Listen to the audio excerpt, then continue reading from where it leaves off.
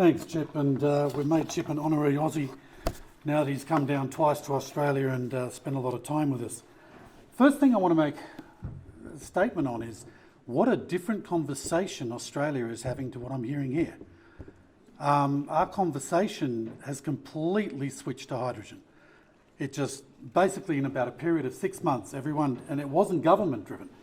We don't tend to do that in Australia. We don't go, the government's driving this and we've got to elect the right people. Industry just packed up, and it was the guys who were doing the investment. They were the guys that shifted it. Macquarie, biggest investment group in the world, just went, that's it, we're into hydrogen. Some of the big power players were into hydrogen. That's it, we've had enough of this. We're going to start doing this. State government after state government. So it's a very interesting dynamic to listen to what I've just been hearing. So what I wanted to do today is I've got another speech tomorrow morning about Hero itself. But what I wanted to do today was to run through why Star spent 80 million on hydrogen over the years and the experience that we've had and why we've ended up heading there as a nation, and also we've just come out of 2 weeks in Europe and it's very, very similar in Europe. Also, it's an honour to sponsor this event. It's an absolute honour. When Chip said, we were looking for sponsors, we put up hand up immediately. What a great, group of people. We've looked at the previous AREDAYs, we've looked at what you're trying to do, and we agree with you 100%. So we're really honoured to be here. Okay, we firmly believe that hydrogen will be the essential fundamental element in a low carbon future. The goal of all of us and what we should envision is not just because of climate change, it should be a priority to order the lower environmental pollution with all its implications and to pass on sustainable environment to the next generations. Where's my... There it is. Right. Okay, so let's look at the case for green base-load power. So what we're going to talk about here is the state of renewables and power generation, the consequence of higher shares of solar and wind in the power market, as we've experienced in Australia, solution scenarios for a carbon-free production. So let's start with the current state of renewables and power generation. This chart shows the declining costs for different renewables and the different technologies between 2010 and 2018. As you'll see there highlighted, the utility scale PV, for instance, the global weighted average, the LCOE, has fallen by 77% between 2010 and 2018. Prices for the solar PV modules have fallen by over 90% since the end of 2009, with a reduction of around 1/3 between 2017 and 2018 alone. Much of this reduction will prominently flow into projects commissioned this year in 2019. Many parts of the world today, renewables already are the lowest cost source of new power generation. You can see that in the chart there. As costs for solar and wind technologies continue falling, this will become the case in even more countries. By 2020, onshore wind and solar photovoltaics, PVs, are set to join hydropower in consistently offering a less expensive source of new electricity than the least cost fossil fuel alternatives without financial assistance. This has significant implications for the cost of energy transition and is likely pathways to decarbonising the energy production and use beyond the electricity sector.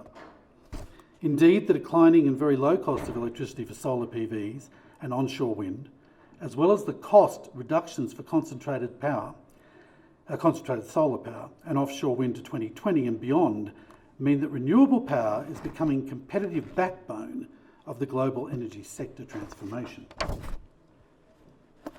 So what's the share of wind and solar generation in selected regions of the world?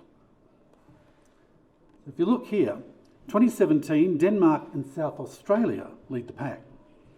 They reached about 50% in net generation, compared with a bit below 20% in Texas and California. What are the implications of a higher share of solar, wind and power as a sector as a whole? So let's have a closer look at that. Let's start with the characteristics of wind and solar. Compared with conventional green technologies, the two renewable energy sources have two main distinctive features. First is their cost pattern is characterised by high investment and negligible variable costs. Second, their operational output is governed by weather conditions, limiting their availability and causing mismatches between supply and demand. Because of the intermittency of solar and wind, we need utilities that generate baseload, peak and backup power. In order to fill the gap between solar and wind and output and demand, now this gap is called net load. On this chart, in the area below the violet line, is net load. The yellow line on this chart shows the total power demand and its change over a course of a sample day. Everything between the yellow and violet line generated is by solar and wind. We can see that renewable productions produce most of their output midday when the sun's at its peak. The output in the evening throughout the night is coming from wind turbines. Net load generation is a crucial component to the power backbone, and it has to always secure 100% of power demand at any given time. If that can't be met, the grid fails, resulting in power outages. The only currently available renewable option at scale for net load is hydro and pumped hydro storage, as well as in select regions, say geothermal. In regions where this is not an option, fossil fuel and nuclear plants meet and generate net load. The problem is that the output from renewables and wind and solar can drop dramatically by hundreds of megawatts in short periods, such as 30 minutes. More renewables in the grid mean that net load, base load and peak load power generation have become more and more flexible for coal-fired plants, and this is a problem. This is a real challenge for coal-fire to be that flexible. Depending on the geographical location, there also might be a distinct seasonal differences and profiles of solar and wind outputs, with low amounts of solar and sometimes also wind power during winter time, when demand for heat is high. In addition to the problem with intermittency of solar and wind, the rise of renewables is increasingly leading to an economically challenging situation. During the last decade, wind and solar electricity generation have been ramped up and pushed into the power grid. Renewables and an increasing number of regions now account for more than 30% of daytime capacity. Now that sounds like good news, and renewables and low marginal costs are great energy producers. So what's the problem? Here we can see the net load demand for a typical spring day in California. Each of the lines represents the projected total net load for an average March day for a year in a period from 2012 to 2020. So 2012 at the top there, and slowly gets the trough down as they start to bring more renewables in. We can see that each year the net load during the day is pushed further down into a trough as more solar is added to the grid. This pattern is called the duck curve. The result in huge changes in demand for baseload power generators over a short period of time. And in this example, 13 gigawatt net load ramp up was required in 3 hours in the afternoon when the solar output decreased. Traditional coal power plants, particularly in older, more run-down power plants, can't quickly be turned on or off. They need longer ramp-up and shutdown periods, and are not as fast enough to react to the quick, constant changes of wind and solar output. So these plants have continued running at certain levels through the trough time, and of course producing pollution when they do so. This leads to a potential overgeneration in the trough, sending wholesale prices down to near or even below zero.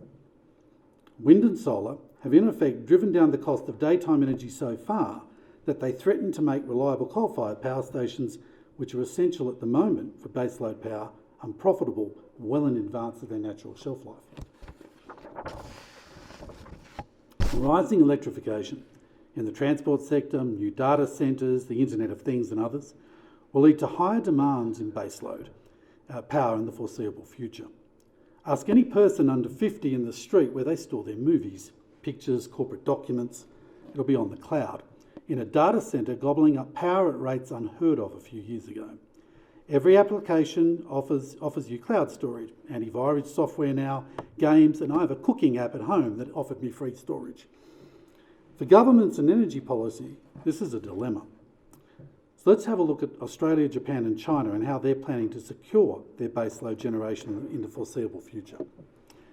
In Australia, optimistic output forecasts for renewables and increasing economic pressures led some operators to decommission some baseload power plants in recent years, namely Hazelwood in Victoria. This caused significant stress for the grid stability and led to repeated outages in periods of peak demand, particularly in summertime when high demand of air conditioning. Power shortages for several 100,000 households have been the result, the last one being on January 19 this year in Victoria. Considering this, the previous Turnbull government in 2018 started promoting the establishment of new coal-fired power stations. They also commissioned the Snowy Mountains Pumped Hydro Scheme, a 2 gigawatt monster of a project that is already experiencing massive cost blowouts.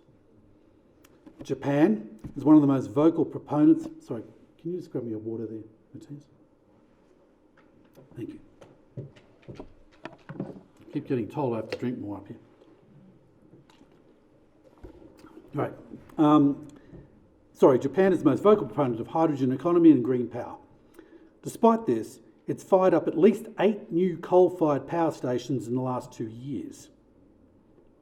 It has plans for an additional 36 over the next decade. The biggest planned coal power expansion in any developed nation, not including China and India.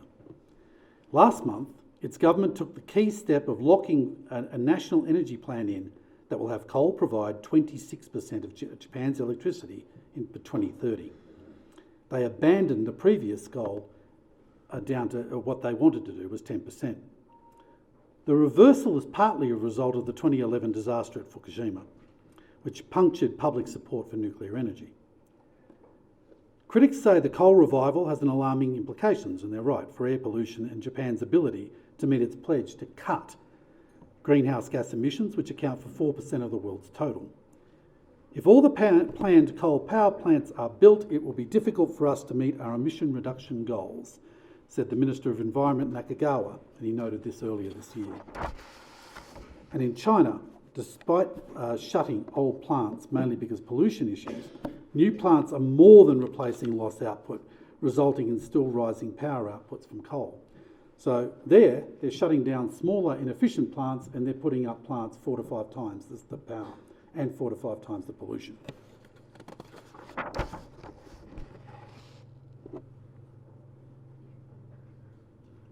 There we are. Right. At the same time, renewables squeeze baseload generation. At the same time as renewables squeeze baseload generation, they put themselves under stress. The massive influx of renewables into the national electricity market in Australia, as an example, has triggered warnings that the end of the investment boom in wind and solar could be approaching, as the economics of some plants are exposed to wholesale prices. They are being deeply undermined. The new figures released just now at the beginning of August 2019 by respected analytical firm Green Markets found that in Australia, the total solar power generation doubled in June compared with 2 years previously. On June 30, the share of renewable power fed into the grid in Victoria and South Australia rose to 39%. Average wholesale prices were down, however, by 60% on that day compared to the same day in 2017, and more than 40% lower in New South Wales and Queensland, according to the Australian market operator data. That leaves not only coal, but also prospective renewable plants potentially vulnerable.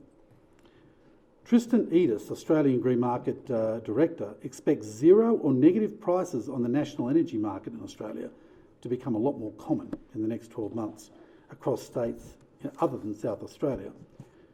He quoted that this is going to kill this boom in renewables, unfortunately, and he said that in the Australian Financial Review in July.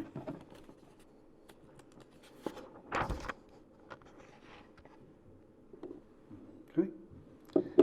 So this leaves us with a key question. How can we further increase renewables and at the same time address problems with baseload generation? We believe the solution to this dilemma lies in energy storage at a large scale and later use in its baseload power generation. So let's have a look. It makes a lot of sense to store surplus energy, as previous speakers have said, from renewables and dispatch to the grid at later times when renewables can't match demand. We need to balance not only daily but also weekly, monthly, seasonal variations. of renewable energy production. So what are the options to store and dispatch energy at different scales? Come on.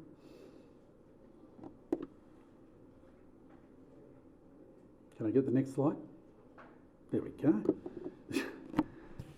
These are the currently availables for energy storage in different sizes, from kilowatts to gigawatts to terawatts. They're also in relation to different discharge times, storage times. What we need to solve the problem of the duck curve is gigawatt to terawatts of storage. For discharge times of days and up to months. So you can see on this chart there that, when you look at batteries compared to air pump storage, hydrogen comes out to be a very, very, very useful gas indeed. When looking at this chart, you can see that the only clean zero legacy feasible option for this size storage is hydrogen, either in pure form or bound to other carriers. Hydrogen promises to become the low-cost option for storing electricity over days, weeks or months. Excess electricity can get converted to hydrogen using electrolyzers and back to heater electricity when needed. Besides electrolyzers, there's a number of technologies in development that might provide additional or better options to produce hydrogen, alternative to the use of electrolyzers. In fact, straight after this conference, I'm going to see a very exciting development developed right here in the USA.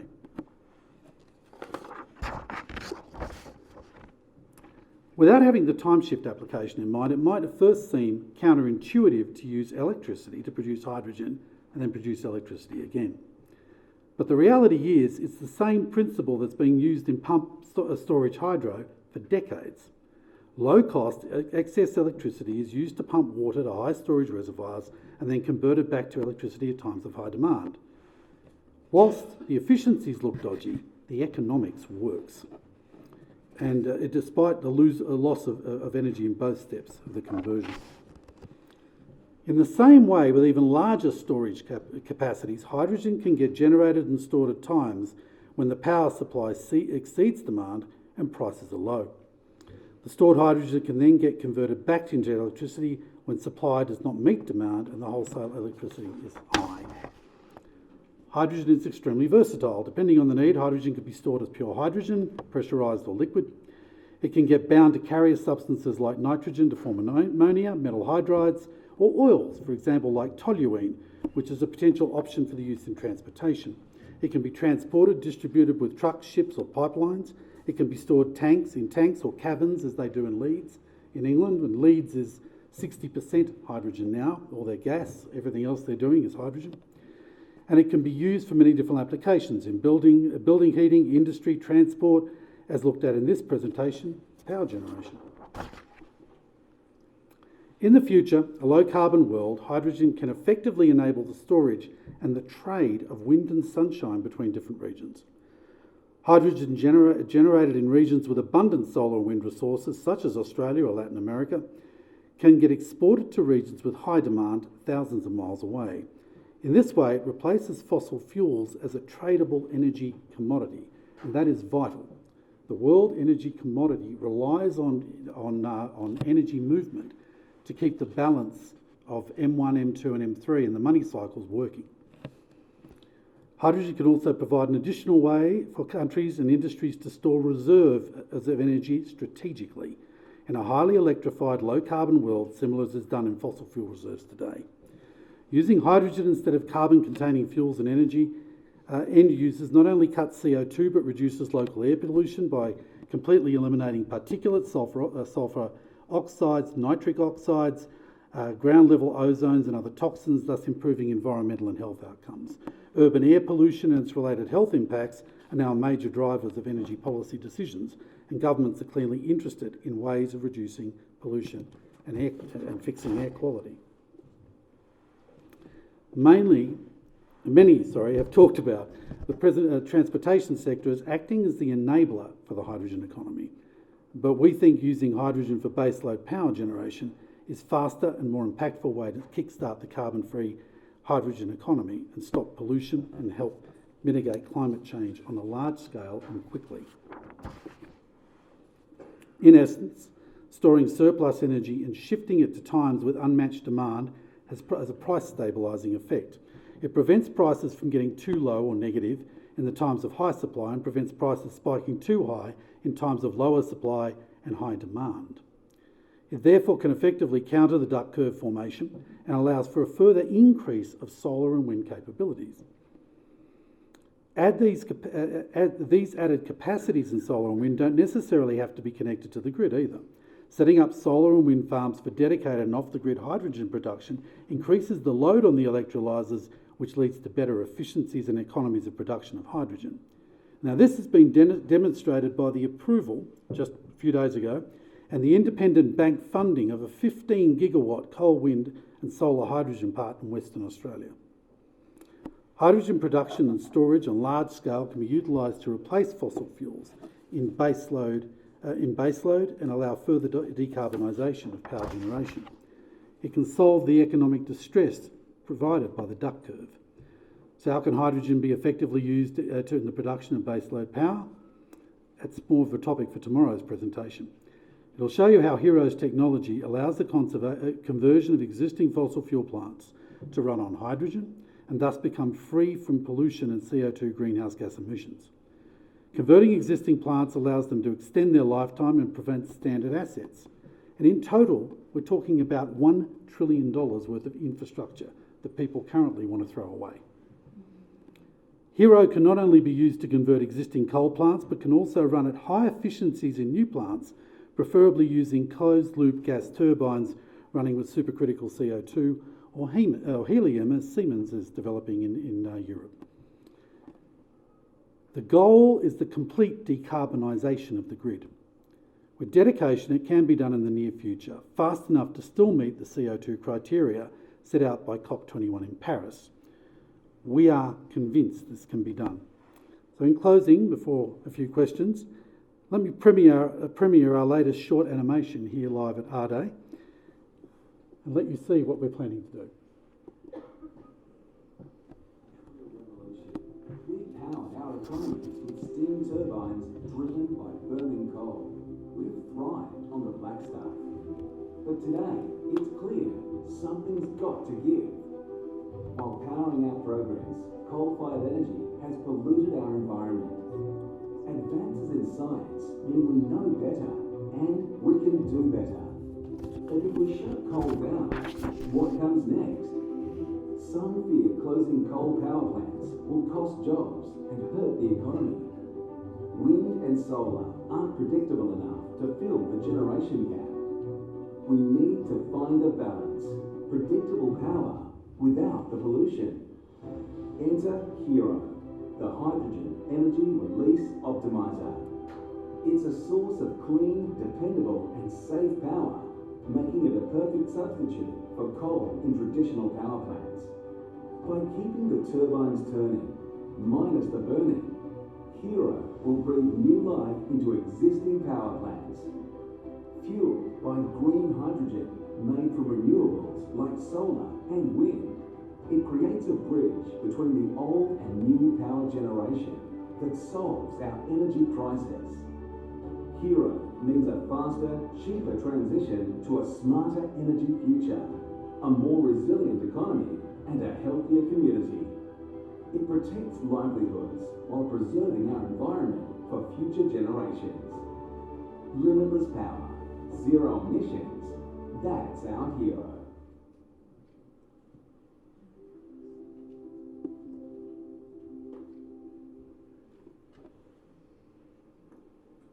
And that should click through to another slide, I'm told.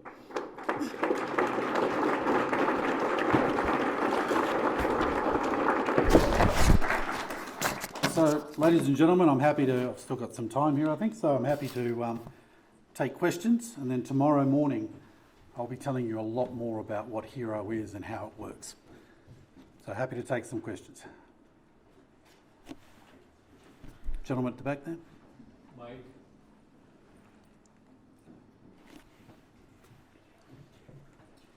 Luca Konga from Energy Africa Conference. My question is, when do you hope to have this technology commercialized? We're just about to receive delivery of a 1.5 megawatt turbine. steam turbine. It'll be connected to a 5.5, 6 megawatt thermal Hero unit probably by first quarter next year. We're moving plants to a 100,000 square metre plant at the moment, so we can start manufacturing much larger systems. Tomorrow I'll be showing you what is next for Hero, which is quite spectacular.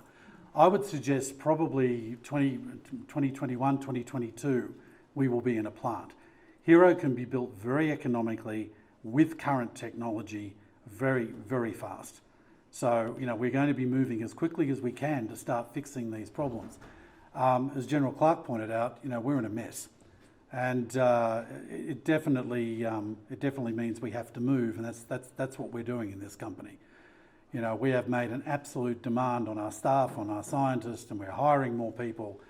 We've got a brilliant young team of scientists now, on top of experienced people, experienced hands and experienced engineers, all dying to move into this plant in November, so that we can really start to ramp this up. We're currently testing that unit, and all those tests are proving very positive. So we're really happy with the progress. Do you anticipate in scaling up programs? No. Hero is a catalyst, so it's basically surface area. More surface area, more hydrogen and oxygen, more energy. Other questions? Yes, sir. Could you discuss how your technology can help coal-fired plants convert to hydrogen? Is that an expensive process of conversion? No, it isn't. The process of conversion, Hero is in fact a very fancy heat exchanger. It's a lot smaller than a current coal-fired plant. So to give you an idea, current coal-fire systems, they allow radiation of heat. Hero is attached directly to the pipes that are doing the heat. So if you imagine, it's a good example out here in this sort of country. If you come in from the snow and you have a lovely burning fire and you put your hands up to warm the fire, that's one thing. Well, if you want to get warm, why don't you go pick up the log? Because that's conduction, and that's what Hero does. So we get a huge energy transfer directly through that mechanism, through the pipes directly to the water or gas or whatever else we need to heat. Hero can cover a vast range of industrial applications, desalination, and we're working on them all. They're all lined up in labs, being tested, being worked on, being accredited by universities and government. Star Scientific has a very proud record of a AAA rating with the federal government of Australia. Every year we receive $1.2 to $1.8 to $2 million back in tax refunds after we've been audited scientifically that we're doing the right thing. And we've been doing that for 10 years.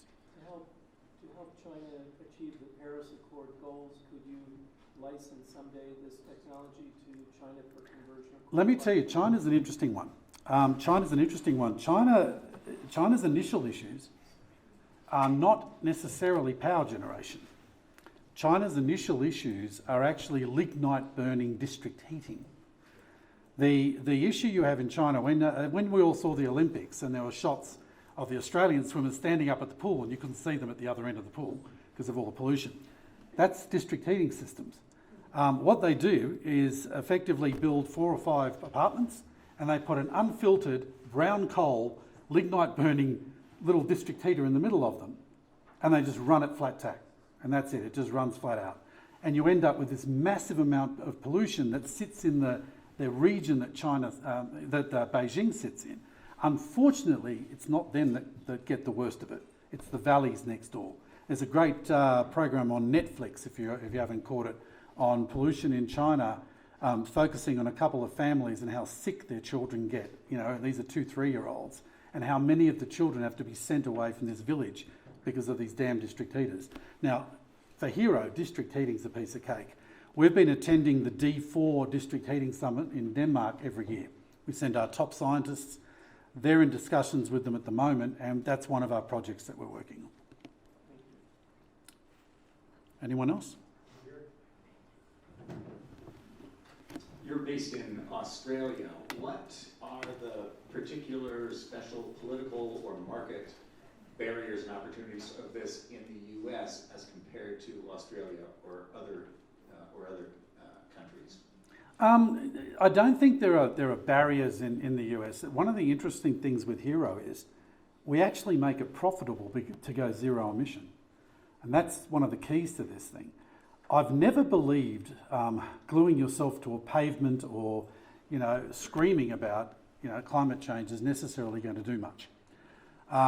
You have to go to the human condition, and the human condition is, we all want to be successful, we all want to make money, we all want to make profits, we want our companies to be successful, we want our employees to be happy. If you can do that for a power station that is imminently about to close, is being priced out of the market with pollution, you can actually change that by simply changing it to Hero, killing their coal in feed and all the pollution out feed. There are specific objectives for the U.S. market based on that. Are you looking to expand into the U.S. market? Yeah, US market is definitely on the plans. I would have to say that at the moment, probably Japan and Germany are ahead, but the US market is definitely, it is a more difficult market to get into. Definitely, there's a lot of, we see US as a whole bunch of individual little countries. And the rest of the world doesn't work like that. It's really odd. Australia, if you want to get something done, you go see the federal government, and the states are there to do their jobs. And yes, they're involved, but you go see the federal government and get it done. Next. I have 13 minutes, so, beat the clock here.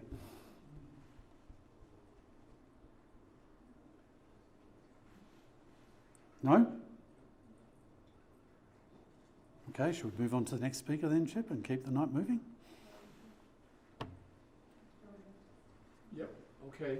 All right, no problem. Thank you, ladies and gentlemen. I'll see you tomorrow morning.